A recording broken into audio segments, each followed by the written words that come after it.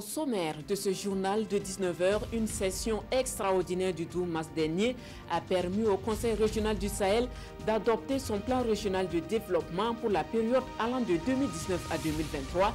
La sécurité, la maîtrise de l'eau souterraine et de l'eau de surface en sont les principales priorités.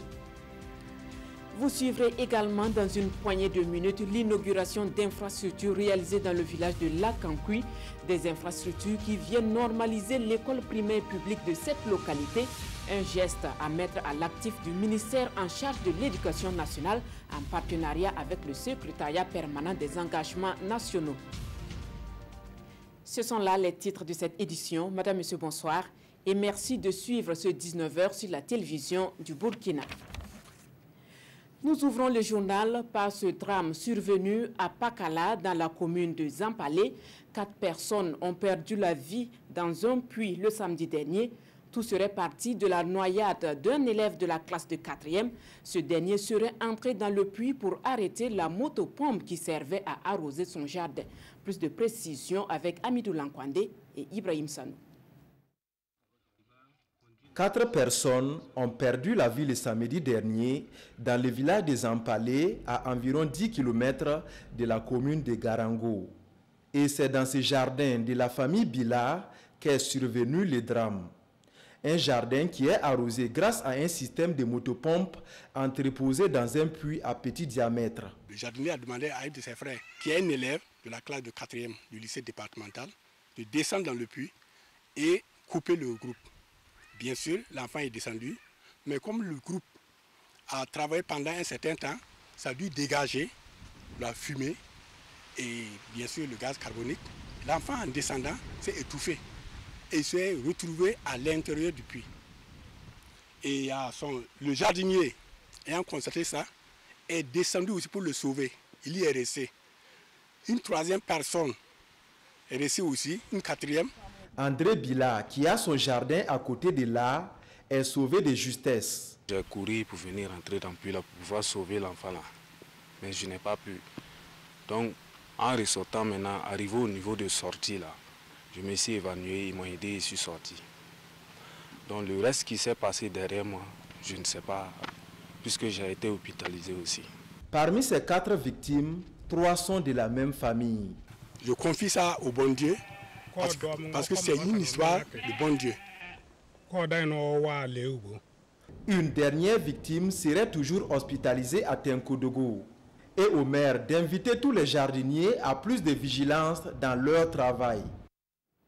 Dans le Sahel, on parle plutôt développement et c'est la somme de 10 milliards de francs CFA qu'il faut pour une mise en œuvre réussie du plan régional de développement du Sahel, un plan qui couvre la période allant de 2019 à 2023 et qui place la sécurité, la maîtrise de l'eau de surface et de l'eau souterraine en pôle position. Suivez le compte-rendu de la session extraordinaire qui a vu l'adoption du document avec Ibrahim Kagone et Sekou Zongo. La feuille de route du développement de la région du Sahel de 2019 à 2023, toute tracée et adoptée ici par les conseillers régionaux du Sahel. La maîtrise de l'eau et la question de la sécurité sont les priorités exprimées dans ce plan régional de développement. Ce qui ressort, c'est les préoccupations essentielles des populations qui ont été exprimées à travers les ateliers provinciaux que nous avons tenus. Et ce, grâce à la commission technique qui était pilotée par la Direction régionale d'économie et de la planification du Sahel. La préoccupation première, c'est la maîtrise de l'eau, qu'elle soit souterraine ou de surface. Et que chacun va jouer son rôle pour que d'ici là, nous puissions circuler librement et que les salles de classe puissent se rouvrir et que tout le monde se sente en sécurité dans cette région. Le plan régional de développement du Sahel adopté place à la mobilisation des ressources. La mobilisation des ressources doit commencer par nous d'abord acteurs et ensuite l'ensemble des fils et amis de la région du Sahel avant d'aller vers les partenaires techniques et financiers. Estimé à un peu plus de 10 milliards de francs CFA, le coût de ce plan quinquennal d'action du Conseil régional du Sahel se veut réaliste de l'avis de son président. Il invite les filles et fils de la région à s'y mettre pour la réussite de ce plan. La réussite du plan régional de développement du Sahel dépendra en grande partie d'une gouvernance vertueuse des ressources de la région. Parvenir à une meilleure gouvernance dans les collectivités du Burkina est d'ailleurs l'ambition de l'association Monde Rural. L'association a réalisé des études sur la gestion de certaines communes du pays dont les résultats sont présentés au cours d'une assemblée générale tenue le 9 mars à Goursi. Constantin Nomwende Ouedraogo et Belema Esman Nestor Towe. Une gouvernance assez satisfaisante, c'est l'appréciation que porte l'association Monde Rural sur cette étude réalisée sur la gouvernance locale dans 37 communes partenaires. L'étude qui vise à améliorer la gestion des affaires publiques s'est basée sur des indicateurs précis. Comment est-ce que le citoyen apprécie la transparence, la communication dans la collectivité au niveau de la commune?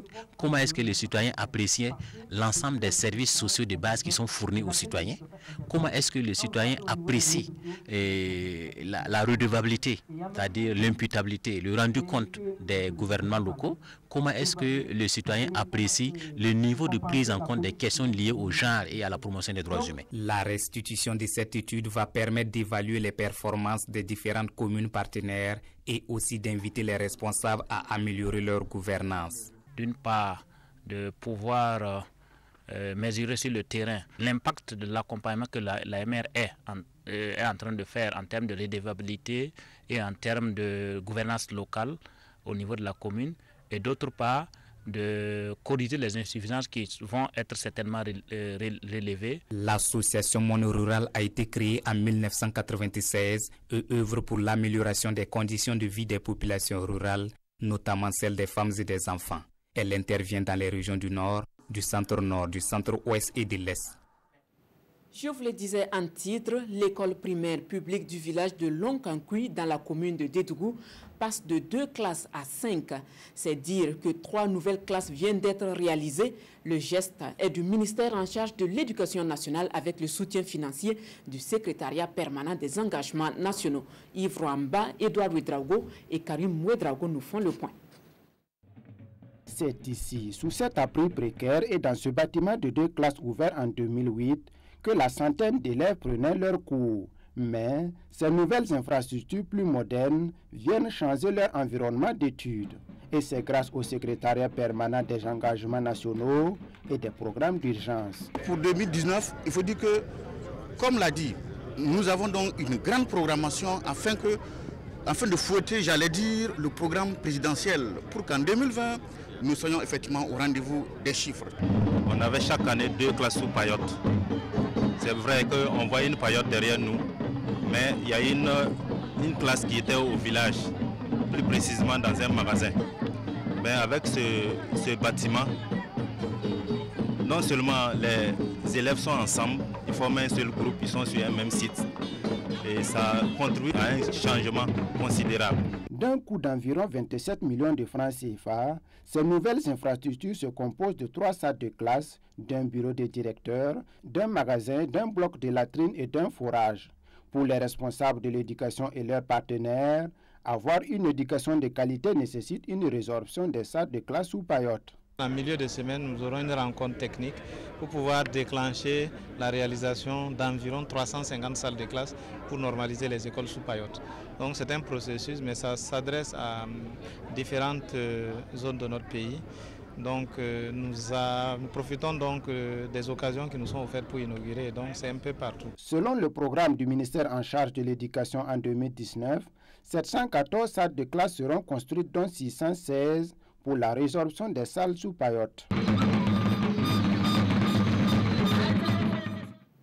Cette brève, avant de poursuivre, dans le cadre de la célébration de la Journée internationale de la femme, l'épouse du président du Faso, Mme Sika Kaboré, a parrainé la soirée de remise de charges du Lions Club Ouagadougou Amazon.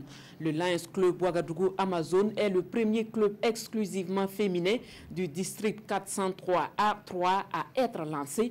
Dans son mot, la marraine a déclaré, je cite, « Je souhaite que vous soyez des exemples comme Yenega et Gimbi Ouattara dans vos combats quotidiens. Soyez des modèles à la fois dans votre environnement autant que pour toutes les femmes du Burkina Faso. » Fin de citation. Les fonds récoltés à l'occasion de cette soirée sont destinés à soutenir les enfants victimes du cancer. La suite du journal nous amène dans la commune de Nanoro et plus précisément à la fête coutumier du Naba Carfo. C'est le week-end dernier que le chef de canton a choisi pour sacrifier le rituel du Kinkirga, une halte pour honorer la mémoire des ancêtres et remercier le Seigneur. Le point avec Tanga Kafando.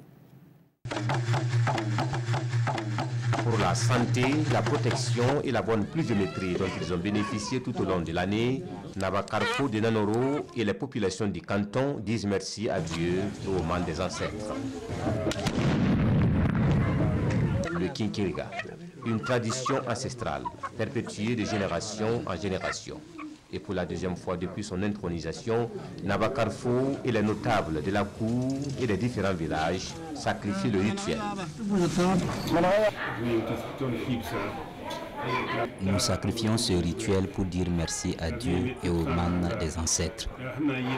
Nous les avons implorés pour qu'ils gardent notre société dans la paix et la cohésion. C'est la tradition et nous avons le devoir de la préserver comme elle nous a été léguée.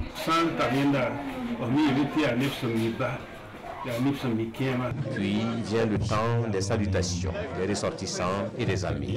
C'est également le moment de resserrer les rangs, de prêcher l'unité, la cohésion sociale et de vivre ensemble pour la paix dans les cantons et au Burkina en général. À tous ceux qui sont venus, nous leur avons demandé de cultiver la cohésion et la solidarité. Si nous sommes solidaires, aucune difficulté ne nous est insurmontable. Nous viendrons à bout de tous les maux. Et comme le sport est un facteur d'unité et de cohésion sociale, l'équipe de football de la radiodiffusion télévision du Burkina est venue livrer un match amical contre l'équipe de la commune de Nanoro. Score final, 1-0 pour la RTB.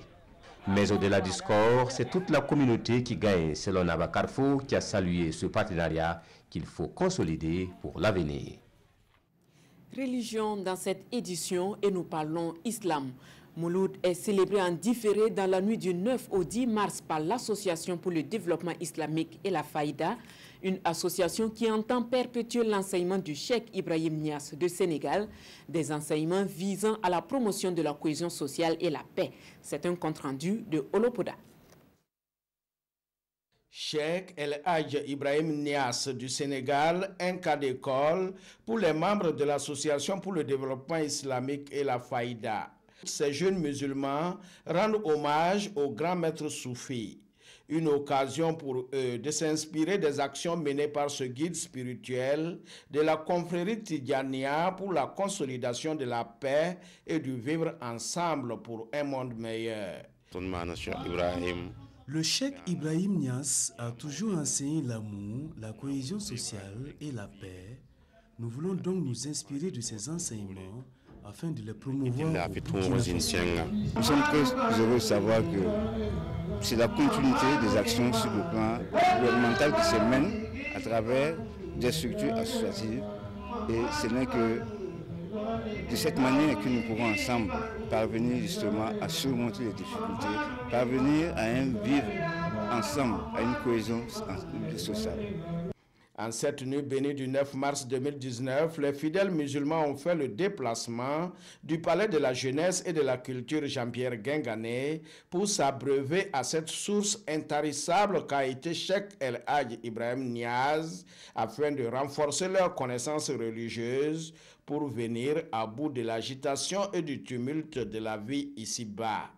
La prière s'est poursuivie dans la matinée du 10 mars au domicile du Cheikh El Hadj Seydou Bangré. Là aussi, l'amour et l'acceptation mutuelle entre les hommes ont été prêchés.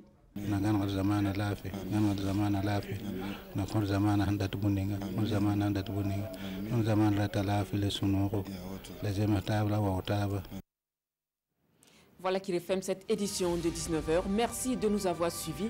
Le journal de 20h avec Wendata Nathalie Kaoré, à la suite duquel j'aurai le plaisir de vous lire le compte rendu du Conseil des ministres du jour. À très bientôt.